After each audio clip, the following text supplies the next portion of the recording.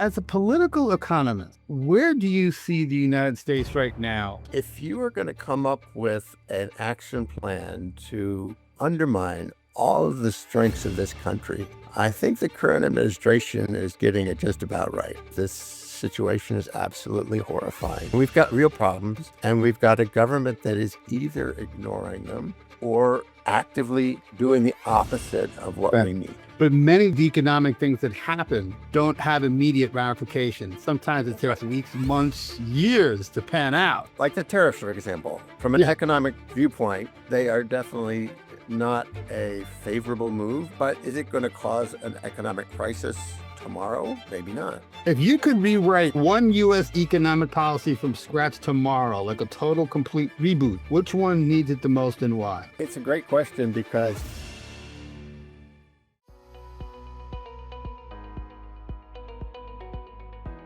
Good afternoon, ladies and gentlemen. Bill Cancel here, the host of the BoricuaBC2 Show. I am very excited to have as my next guest a very incredibly smart gentleman. Let's do a little bit of a bio. He's an Ilhan New Professor of Asian Studies, Director of the Political Economy Program, Professor of Political Science and Political Economy at University of California, Berkeley. He holds a BA from Princeton University and a PhD in Political Science from UC Berkeley. His research focuses on comparative political economy, regulation, market governance, and particularly the political economy of advanced industrialized countries, with a strong emphasis on Japan. Some of his selected major works include Marketcraft, How Government Makes Markets Work, Oxford 2018, Japan Remodeled, How Government and Industry Are Reforming Japanese Capitalism, Cornell 2006, and Free Markets, More Rules, Regulatory Reform in Advanced Industrial Countries, Cornell 1966, winner of the Masayoshi Ohira Memorial Prize. Ladies and gentlemen, please welcome Professor Steven K. Vogel to the show. Mr. Vogel, how are you, Professor? I'm great. It's great to be with you. So, Professor, I was very happy in the agreement to find out that you are not an economist, but you are a political economist. Not. But could you do me a favor for the audience and from my own perspective? I think I kind of know what that means, but could you kind of elaborate the differences between the two? Because I think it's important to start the conversation that way. Sure. I think of political economy not just as a blend or like a halfway house between politics and economics, but as a more holistic integration. It's looking at the problems of our world from an interdisciplinary perspective. So obviously you have to understand the economics, but you also have to understand social context, geography. It's a more holistic interdisciplinary approach. And if you think about like the biggest challenges of our time, like climate change, for example, you can't even think about climate change without thinking about both, the economic costs and benefits. Absolutely. And politically, how are you going to do anything? And one does not really work without the other. So we kind of feel like that's true of most of our big problems, like inequality, public health. These are all issues that really require a more holistic view. And that's what we try to do in political economy. In political economy, the holistic approach that you're talking about, I think is absolutely brilliant. And I would definitely support that approach. But why do you think that so many people may not think that? Do you feel that so many people just want to target specific things instead of just looking at a holistic approach? Is it easier to do it that way, or are people too afraid of doing it holistically, I guess is my question. Yeah, or they think they've got the best way. It can be both, right? So in the case of economics, sometimes economists will kind of like filter out the politics because they want to look at a specific relationship. If you do this, is this going to increase inflation or is it going to decrease inflation? So it's not that they don't realize that politics or society doesn't exist out there, but they kind of want to filter them out in order to like focus on a particular causal relationship. For political scientists, I think it's actually something that's different. It's more like feeling like there's a division of labor. We're good at it as a politics. We're going to leave the economics to the economists, which I can also understand. But I think, whatever, as a people want to understand the full picture, we kind of have to look at the whole picture. Yeah, the whole thing. Yeah, exactly. Yeah. Exactly. Interesting. So one of the words I learned while doing your bio today is the word marketcraft. Have no idea what it means. So why don't you please explain to everybody what you mean by marketcraft and what does it particularly mean in our current environment, if you can? So I think of marketcraft sort of like statecraft. Statecraft, as we say, like this is one of the core functions of a government, is its foreign policy, its relations with other countries. And what I'm arguing in this book, Marketcraft, that markets are always governed. There's no such thing as a free market. The government is always shaping the market. It can do that well or badly. But that is a core function of government. Sometimes we don't realize that. So I'm just trying to highlight that point. But to get to your question about like, okay, well, what does that really mean in concrete terms? One way I like to think about it is like, what was the greatest economic success story of the last 50 years and what was the greatest failure? I would submit the greatest success story was the digital revolution, and the greatest failure was the global financial crisis. And if you think about it, both of those are products of American market craft. So that gives you a sense of the stakes. Like when it goes well, it goes really badly. And so I'm just using that as a way of conveying the stakes. But in concrete terms, like what could that actually means all kinds of government regulation and also private market governance, antitrust policy or financial regulation or intellectual property rights. These are all elements of market craft. So just let me take a step back for a second there. You mentioned the worst thing being the financial collapse that happened to us many years ago. But I want to go back to your earlier point, talking about the holistic approach. Do you think that had we adopted a holistic approach before that, we would have avoided the financial collapse? Yes. A case study in failed market governance or failed market craft. And I think one of the problems was that we were looking at it too piecemeal and not looking, for example, at systemic risk, not looking at the interrelationship between what's going on in the macroeconomy and the banks. And there's a famous moment when Alan Greenspan pretty much confessed as much. He was at a congressional hearing, and the chair of the committee said, "You have this ideology that free markets were going to work best, and that ideology led you to make mistakes." Right. That led to they contributed. Let's not overgeneralize. Right. They contributed to the financial crisis, and it was all kind of we had a problem in terms of how we, he thought that financial institutions that market forces, would impose discipline, to the extent that they wouldn't make excessively risky choices. And he's like, right. Well, it turns out that wasn't true. Exactly. So back to the market craft. You argue in market craft that markets don't exist without government rules. So when politicians say government should stay out of the economy, what are they getting wrong? Yet for a lot of the most important choices, there actually is not that option. So, for example, the corporation, which is like the heart of capitalism, most corporations in the United States have limited liability, which means that investors can only lose the money that they put in. Right. This is something that makes stock markets work and much more vibrant and more dynamic than they would be if you didn't. But the government can't just say, "Oh, I'm not going to make a decision about that. I'll let the government decide." Or, something as kind of like nitty gritty as non-compete clauses, which are being battled over right now, which is where a firm has a contract with their workers that says that you can't go and work for my competitor after you leave me. Right. Again, the government can't say, "Oh, we're just going to leave that up to you to decide." They've got to go one way or the other. And so my point is that there's a whole spectrum of choices that are really that. They're not about, is the government going to be in or the government going to be out? They're about like how, right? What is the government going to do? And so that's really how we should rethink these debates, that the idea that it's between the government and the market is misplaced.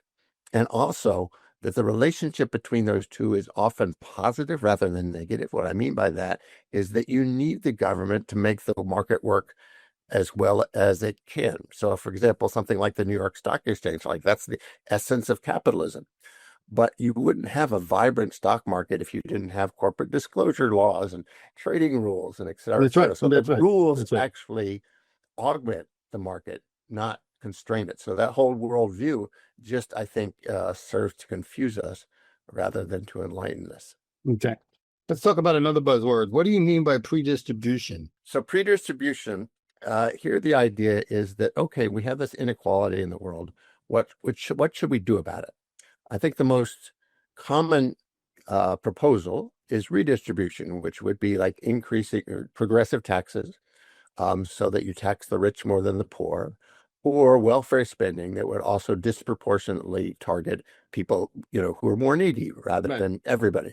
That's redistribution. I've got nothing against redistribution, but I think that we should focus more on predistribution.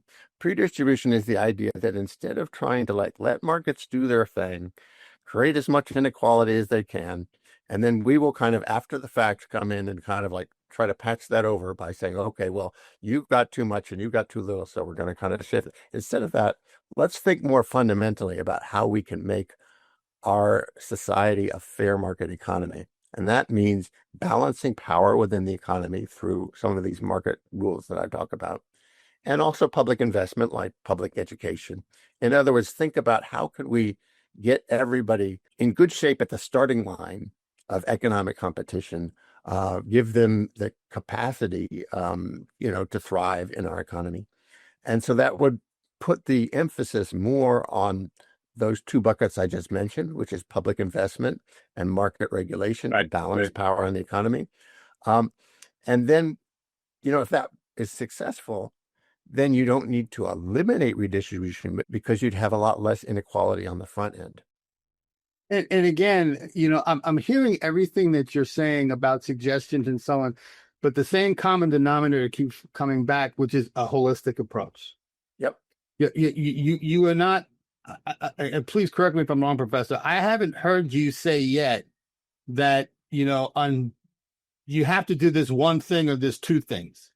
You mostly seem to be implying stop, look up here, and see how this all filters down, and then that's what you do. That's right. You've got to define your goals first, and then you've got to think about the means. And part of what I'm saying with all of this stuff about market governance and market regulation is that if you realize that markets are inherently governed, then that market craft becomes a tool that can enable you to realize those goals. Exactly. That's what I'm trying to say. Let's talk about the U.S. and Japan for a minute. How similar are we economic-wise? How different are we? What's the strength and differences between each one? And who, if you think, has a little bit of an edge when it comes to how they handle the economy versus the other, and why? I threw a lot at you there. Sorry, I apologize. No, that's great. So one way we characterize the difference is that we call Japan more of a coordinated market economy and the U.S. more of a liberal market economy. And what that means, if you kind of boil it down to its essence, is that the relationships between the different parties within the economy are more collaborative or coordinated or cooperative in the Japanese case, and they're more competitive in the U.S. case. So again, to try to be concrete, three of the core features of the Japanese model of the economy are the keiretsu, which are industry groups, the lifetime employment system, which means loyalty between workers and their employers, and what's called the main bank system, which is where companies typically work primarily with one bank, and there's kind of some loyalty. So the point is that those relationships are all long-term relationships, whereas in the U.S., it's much more arm's length and relationships. And when things get bad in the U.S., we lay off workers, or we cut our suppliers, or we look for a different financial model. Whereas in Japan, what they'll do is they'll reinforce those cooperative relationships and try to leverage them, to improve quality or cut costs or whatever it is they're trying to do. Another way of kind of looking at the difference that a lot of people use is the language of shareholders versus stakeholders, which is that the American corporation's primary duty is to maximize returns for shareholders. And in Japan, the primary duty of a corporation is to serve shareholders. Yes, absolutely. But a broader range of stakeholders, including the workers, the community, the suppliers, etc. So those are kind of two of the biggest differences. In terms of who has the edge, I think it depends on what we're looking at. So if we're talking about breakthrough innovation, or if we're talking about the speed with which companies can react to market changes, then I think that gives the edge to the United States. But if you're looking at the ability to make incremental improvements in manufacturing processes, that coordinated system of Japan, I would give that the edge. And I would also give Japan the edge in terms of just social stability, right? I mean, the U.S., you have there's a lot of hiring and firing and a lot of businesses coming in and out, which has its benefits, but it also has it takes a toll on society. And, there's a Japanese politician and a quote that just really has stuck with me, even though it's been a couple of decades since he said that. He said, if you give Japanese a choice, if you want to have a higher risk, higher return society or a lower risk, lower return society, they're going to pick the latter.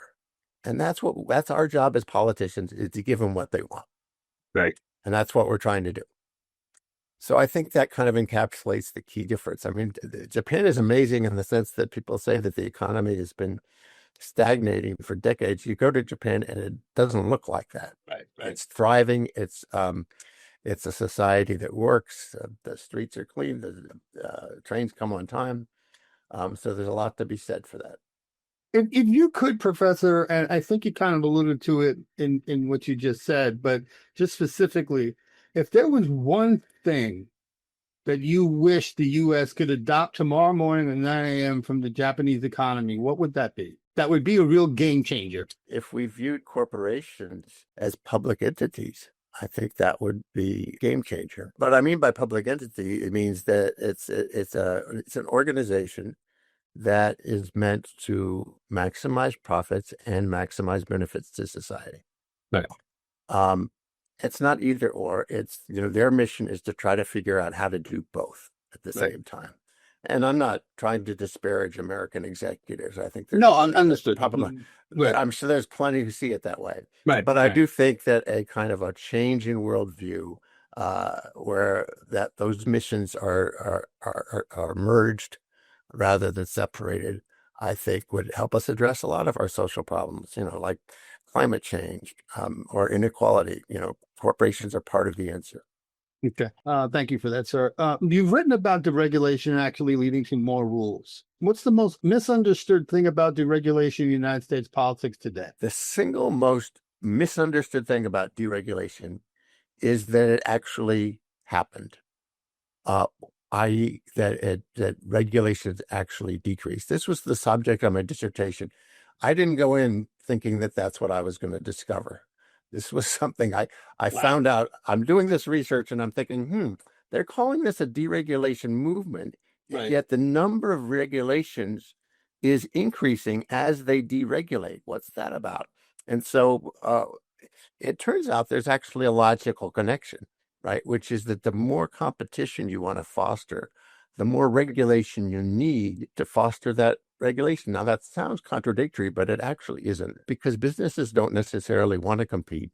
And if you want to create competition, you have to create rules. Just to give one specific example, we broke up AT&T. That's what created, the internet that we know and love. That was the government coming in and doing that. And not only did they break it up, they required AT&T to lease their lines to their competitors, which is not what no company's going to want to do that. Exactly right. Exactly right. The government had to come in and force them to do that in order to create competition. And so that's just one example of the point I'm trying to make, which is that often you need more rules to create competition, because the rules are actually what creates the market. Two more questions for you, my friend. As a political economist, where do you see the United States right now? Are you losing sleep? Are you comfortable? Are you concerned about the next few months? Where are you at? I'm about as uncomfortable and about as concerned and about as sleepless as you could possibly get. If you are going to come up with an action plan to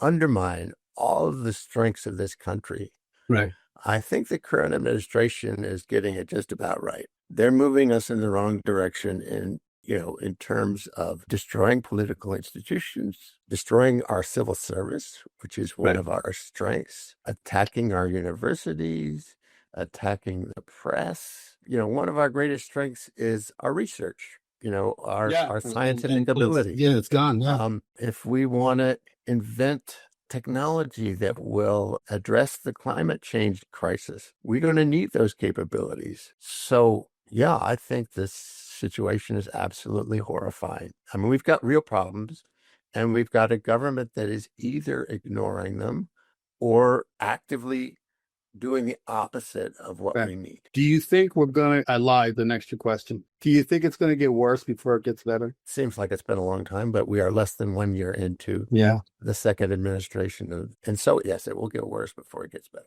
My concern is that, please, I need an economist, political or otherwise, to agree with me on this. But many of these economic things that happen don't have immediate ramifications. Sometimes it takes weeks, months, years to pan out, right? You may be thinking right now things are not really that bad, but 6 months or 12 months from now, they can be pretty catastrophic. Like the tariffs, for example. From an economic viewpoint, they are definitely not a favorable move. They're not going to help the American economy. They are, on balance, going to hurt the American economy. But is it going to cause an economic crisis tomorrow? Maybe not. So yes, I think we're headed to economic dark times, but it may or may not happen, for example, before the midterm elections. Correct. I agree. My last question, I promise, Professor. If you could rewrite one U.S. economic policy from scratch tomorrow, like a total, complete reboot, which one needs it the most and why? I'll give you two. That's great. Thank you.